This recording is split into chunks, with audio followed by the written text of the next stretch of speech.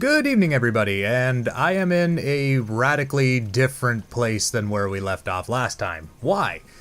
I recorded an episode between this episode and the last one, but it turned out to literally just be a half an hour of me reading text.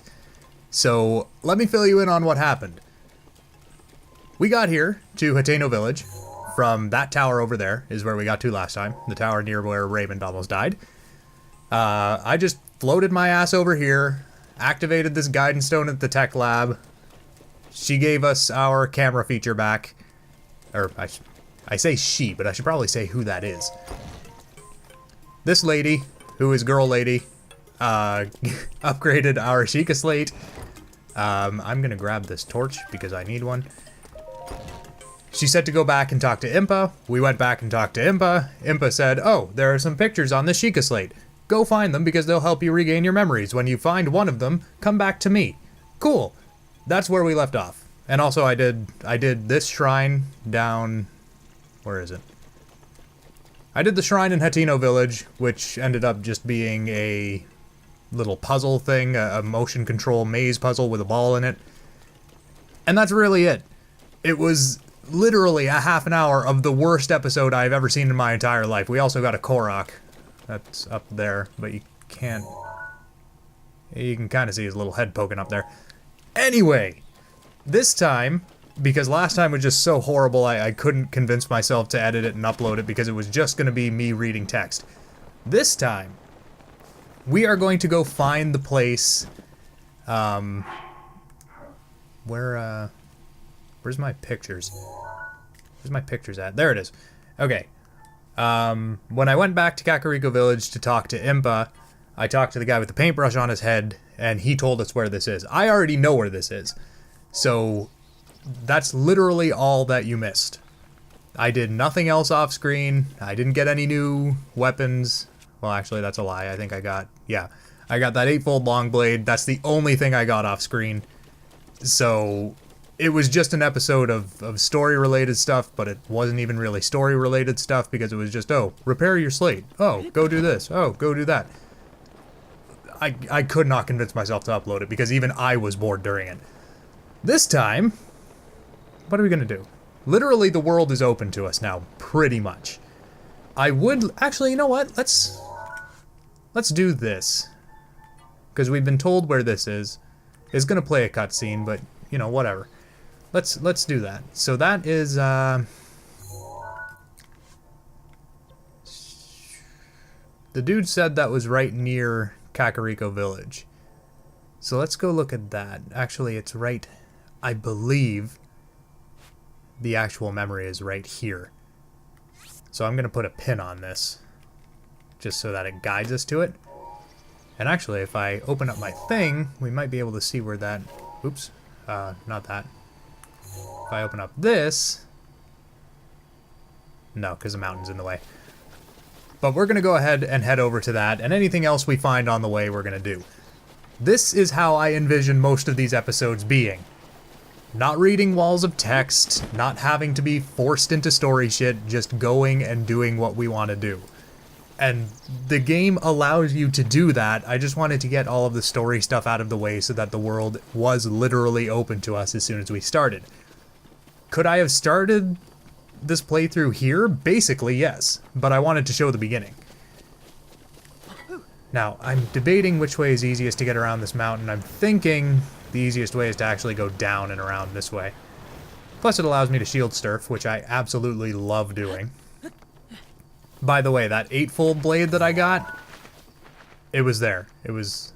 Or wait, was it there? No. Maybe it was? I don't know, I forget. I know I got it off of a floating platform. I'm pretty sure it was that one. But then again, I don't know. Because that one seems like it's higher up than the other one. Oh well. Can I get over this? I just realized I went a very bad way for this. We're gonna climb this mountain, though. We're doing it. I don't even care. I'm just so relieved to not be reading text anymore that I'm willing to pull this stupid shit. Okay, so in case it's not obvious, I'm really new to this whole doing Let's Plays thing. But I figure it's an appropriate time to tell personal stories, because, you know, why not? And actually, a lot of people that I watch do that, but I don't know, to me it just feels weird. But anyway, I'm gonna do it anyway. The reason that I was so bored with last episode is because this morning was just so underwhelming. Basically, my morning started, I woke up, and every morning I wake up and look out the window just because I'm weird like that. I looked out the window and I saw the typical Saturday morning Jehovah's Witness people. It's going door to door and doing their thing. And I knew they were going to come here. I've talked to these people before, and I've tried being... hello. Hello, you stinky cold. Is this gonna... Nope, that's not gonna do anything. Okay, back down we go. Okay, where was I? Jehovah's Witness people. I've talked to them before. I've tried being... For those wondering, I'm not a really strong practitioner of any religion, so... I mean, I wouldn't consider myself an atheist, but I don't know what I'd consider myself. Anyway, I've tried being reasonable with these people before, and I'm not knocking Jehovah's Witness as a thing. I don't even know what the actual name of that religion is. You know what? I'm just gonna power through this, because I don't think I'm gonna be up here very long. Oh, what the? It's colder down there than it is up here. Weird. See how ominous that looks? I thought it was a rare ore at first. It's not. Anyway, what was I saying? God, I'm so bad at this. You, get over here. Thank you. Did I just hear a... I swear I just heard a Hinox. Really hope I didn't, actually, because I am so not ready to fight one of those. Anyway, Jehovah's Witness people. I've tried being, like, reasonable with them. I've tried being polite. And they still come to my house. And it's not that I'm like, oh, get off my property. I'm not an angry old man. But I've spoken to this same dude. He's an older dude. And he comes to the door with a shorter lady who either looks Indian or perhaps Trinidadian, I'm not sure. Not important to the story. But I've seen these same two people, this older white dude and this probably equally old Trinidadian or black lady or Indian lady, or I'm not really sure what her background is because she doesn't actually speak when she comes to the door. It's always the guy that does. Hello. Oh, that's just for cooking. Rock salt. So I've tried being polite, just like, yeah, I'm really not into this. I don't really do the whole open practicing of religion thing, but they just keep coming back. So I've been progressively getting ruder and ruder with them. And this last time, basically all I did was I opened the door. He was like, oh, hi, we want to talk to you about... And I'm like, dude, I've told you not to come here anymore. Just stop. And then I basically just walked inside. I felt so bad, but at the same time, it was totally warranted in my opinion. But anyway, and I get that's what they have to do for their service thing or whatever. This is one of the memories. This is what it looks like when you get a memory. He takes out the Sheikah slate, compares what he's seeing to what he's seeing on his slate, and then a cutscene plays. Nintendo is going to be up my bumhole with copyright, so I'm gonna let it play out anyway because they've pretty much claimed every other video anyway, so enjoy!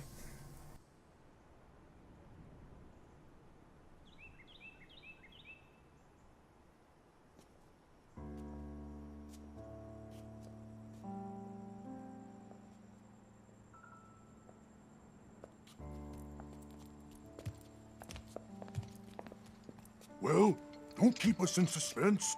How'd everything go up there on the mountain?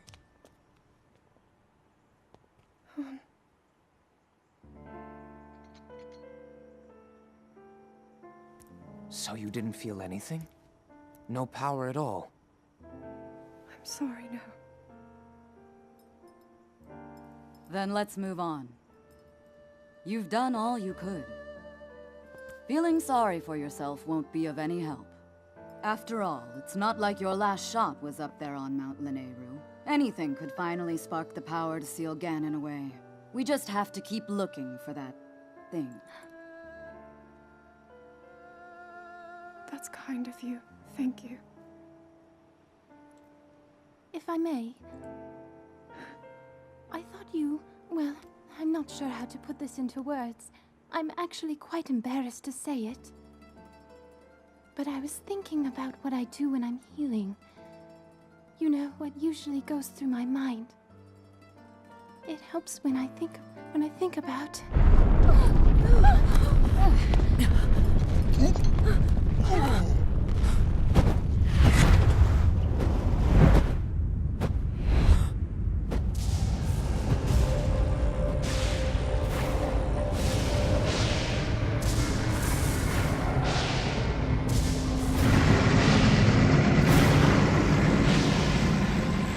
It's here. This is it, then. Are you sure? Positive. It's awake. Ganon.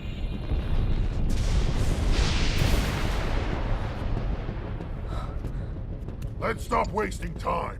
We're gonna need everything we got to take that thing down. Now, champions, to your divine beasts, show that swirling swine who's boss. Link will need to meet Ganon head-on when we attack. This needs to be a unified assault. Little guy, you get to Hyrule Castle. You can count on us for support, but it's up to you to pound Ganon into oblivion. Come, we should go. We need to get you someplace safe. No. I'm not a child anymore.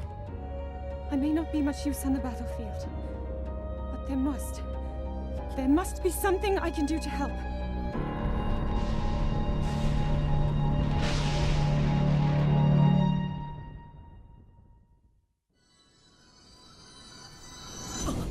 And then to ruin your immersion, there's Link standing in a Nintendo Switch t-shirt. In all honesty, I think that cutscene is really cool. I'm not sure I would have used it as the one to kind of introduce the memories thing. Because that's the first one they give you. You go up to that guy and he's like, oh, go over there, it's that one. And that's basically the first one they spell out to you. But then again, I kind of understand why they do, because every one of the champions is there, and that there, obviously, is a Lionel. That's the one I fought. When I said back in, like, the first episode that I've only fought one Lionel, and it took me, like, 15 minutes. After I had beaten 3 of the 4 temples, basically, in this game, I went and fought this guy, and it still took me 15 minutes to do. Amazing how strong those things are. Anyway, we were told to go back and see Impa after we got one of those memories, and we now have, so I'm going to go ahead and do that.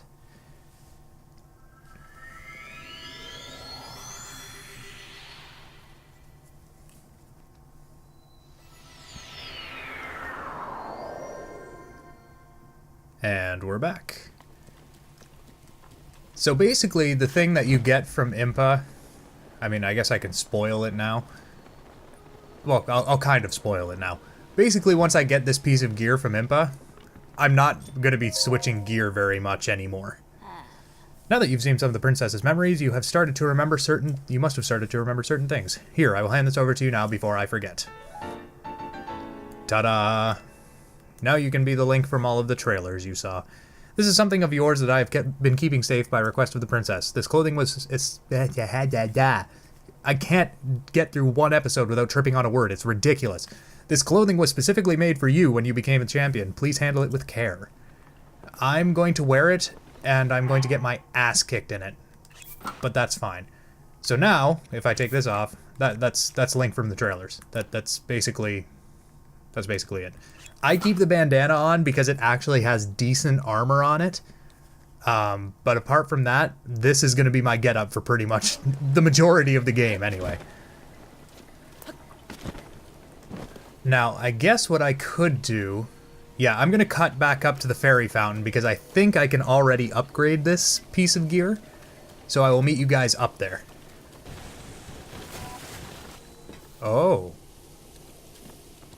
Oh.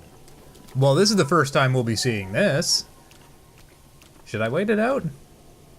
Yeah, it's only 15 seconds. Zelda, the Zelda franchise has the best intimidating moon scenes I've ever seen in my entire life. So this is gonna play a cutscene, so I'll shut up now.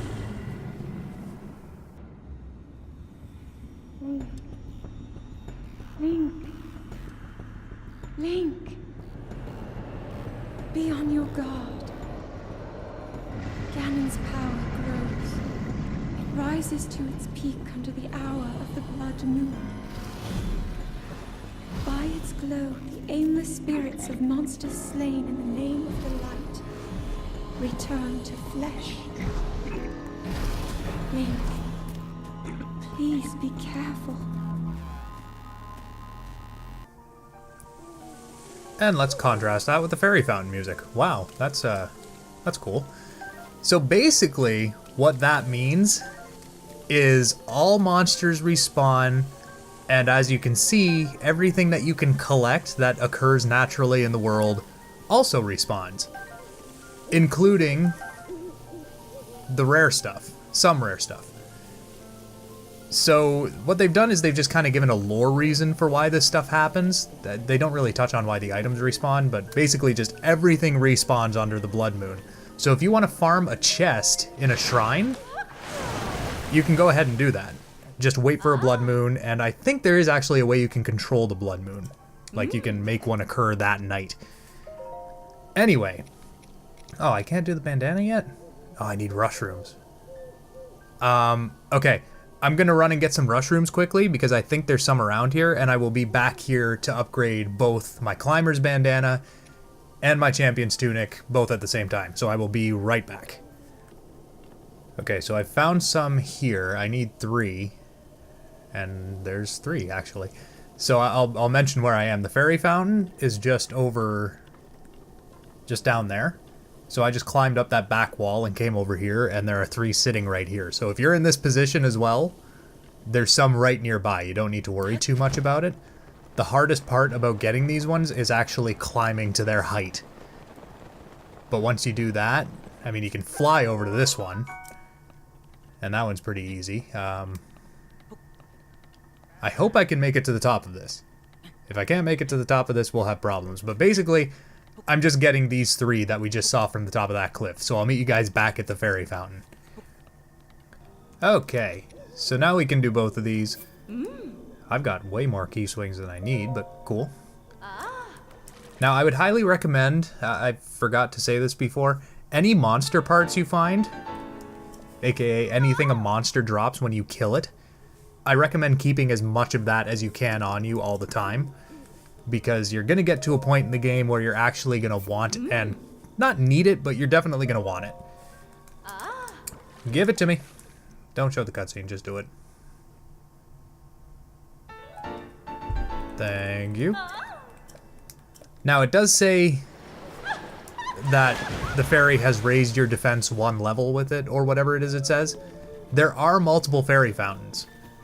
And I actually have no idea where the 3rd one is. I think there's 3. I know for sure there's 2 because it basically shoves the first 2 in your face, but I have no idea where the 3rd one is. So, that being said, it's still too early to call this an episode, so I figure we can do one more thing. So what I'm gonna do is I'm gonna go back over to Hateno Village, or the Ancient Tech Lab, I guess, maybe? Yeah, let's go to the tech lab.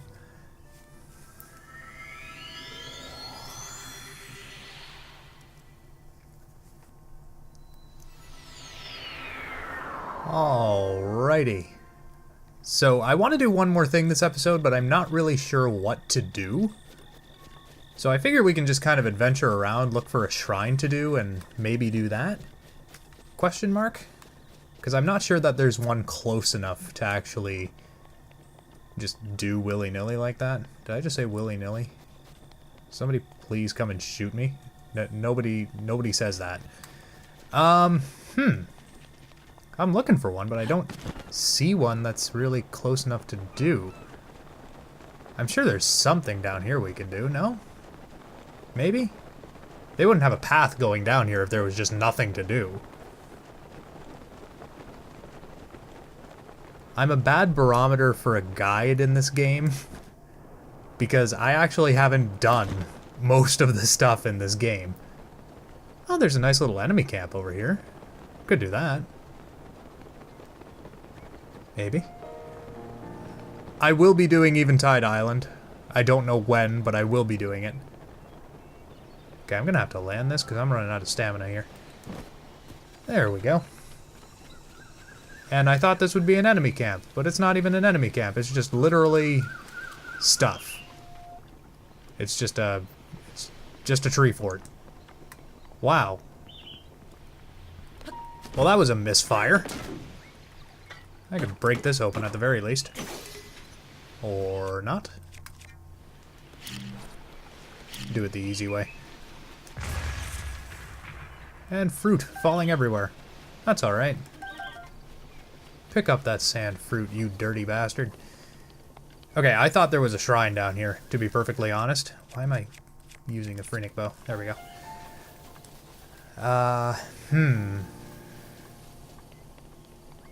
Well, that's awkward. Oh, hello. That's something. Please be something actually meaningful. It's probably just a Korok, to be perfectly honest. Yep, just a Korok. And I don't even have the thing to... I just ran out of stamina. Aren't I stupid? Yeah, I don't even have the thing to do that. I guess what I could do... I could try to find Lurelin Village, because there's no reason... Or no, I'm not even on the right side, alright. Yeah, I think Lurelin Village is actually, like, down here somewhere. So that's a no-go. Damn. I thought there was something to do down here, man. Maybe over here. Now, this is kind of where it gets into territory where... Yes, I wanted to explore and, like, have this kind of be a free roam kind of playthrough, but on the same token, I don't want to wander around aimlessly like this. I thought there was a shrine down here. But if there's not... Okay, hold up. Can I... What? Oh, God. Scared me half to death. Kill these guys wherever possible because they drop minerals and stuff, and I'm just making those minerals fall off the edge. Basically, each of these guys is either 30 or 60 rupees, depending on what they drop. So, definitely go for them, if at all possible. There's got to be something over there. You know what? I'll fast forward so that it's not just boring watching me do this.